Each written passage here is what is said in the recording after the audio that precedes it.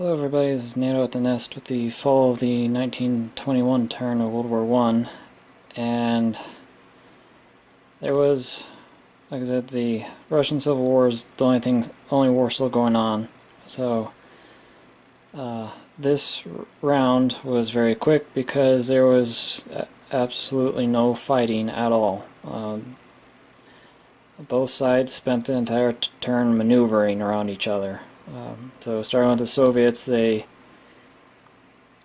Soviets took that main army that was in eastern Ukraine and moved it north into Kursk.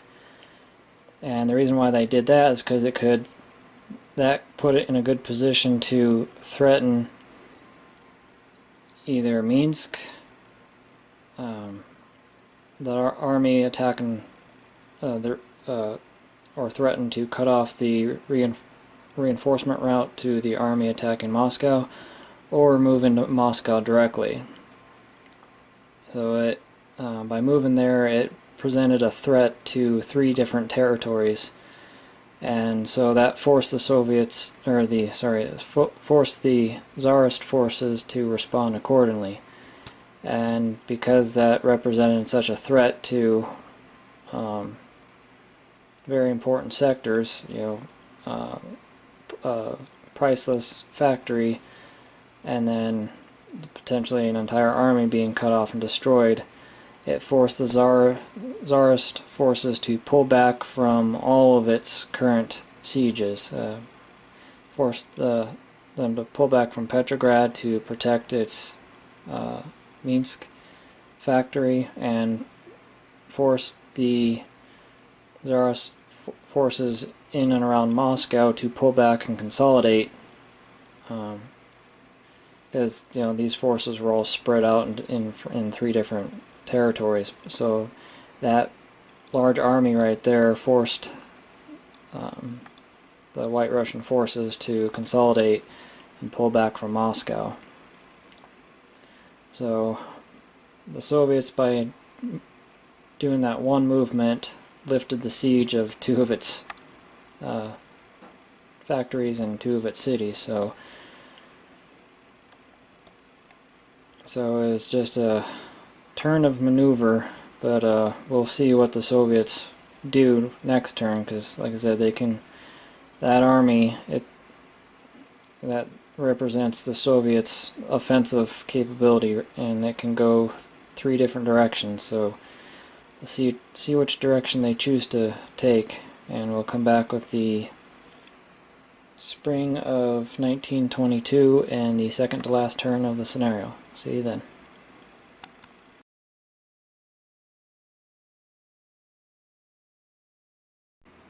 Hello everybody, this is Nato at the Nest with the spring of the 1922 turn of World War I.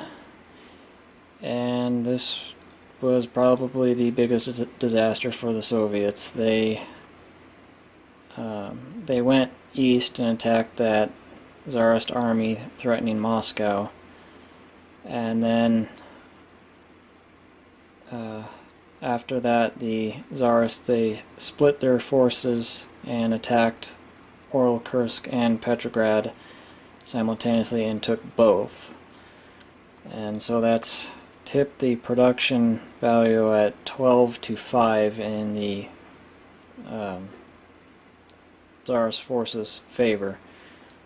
And with only 1 round to go, there is no way the Soviets can gain enough ground to reverse that. So we'll still do the last turn just to see how close the Soviets can get it, but it looks like the Bolshevik Revolution will have failed and the Tsarist Russia will survive. But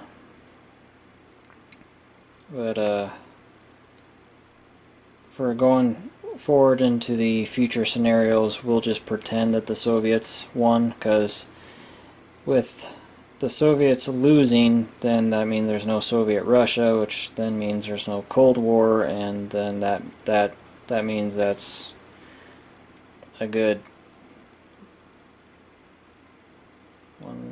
2.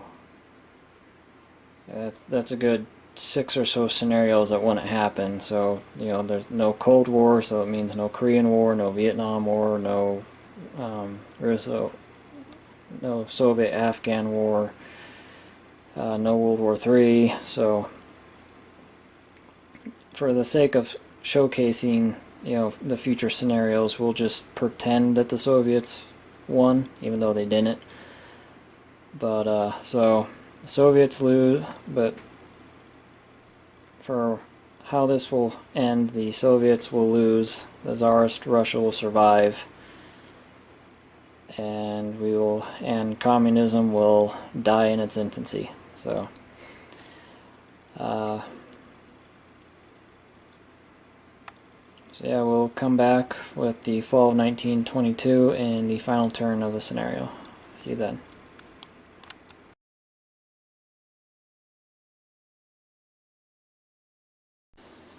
Hello everybody, this is Nato at the Nest with the conclusion to the World War I scenario.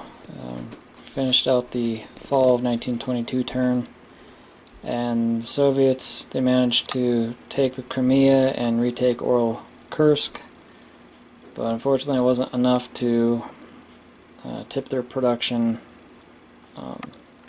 over the White Russians or the Tsarist forces. So, like I stated last video, it wasn't in doubt that the Soviets would lose. It was just to see how badly we did this turn, just to see how badly they would lose. So the final score for the Russian Civil War is the White/Tsarist forces finish with 10 points, and the Soviets finish with 7 points.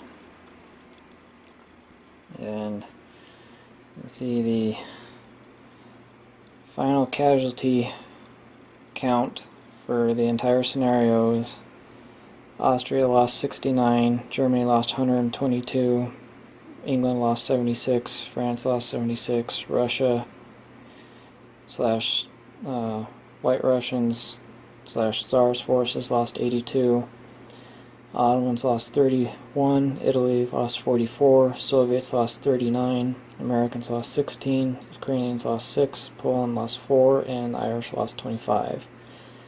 Altogether, the Russians lost 121 units. So, pretty costly scenario.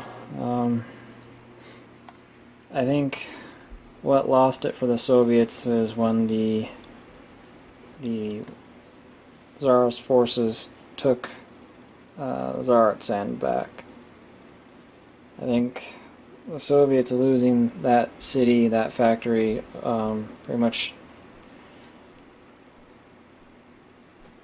swung the Soviet southern flank wide open, and it created just too many fronts for the Soviets to fight simultaneously, on top of the Ukrainians and Polish getting involved, and I think it just spread the Soviet forces too thin, and the Tsarist forces were able to capitalize on that.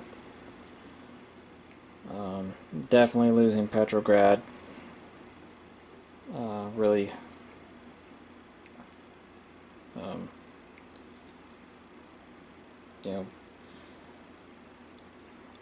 spelled the death sentence for the Soviets. So, pretty long scenario. It's finally over. Sorry it took so long to get done, but life, work, and job got in the way. Because they will be moving on to World War II, or at least part of it. We're going to pretend the Soviets won, so we can, showcase the Cold War scenarios and stuff. But yeah, that was World War I. Let us know what you thought, and any ideas or things that you notice that should be changed, or constructive criticism is always welcome. But thanks for if you've lasted this long, thanks for sticking with the scenario and watching the series, and we'll retool and get set up for World War II. See you then.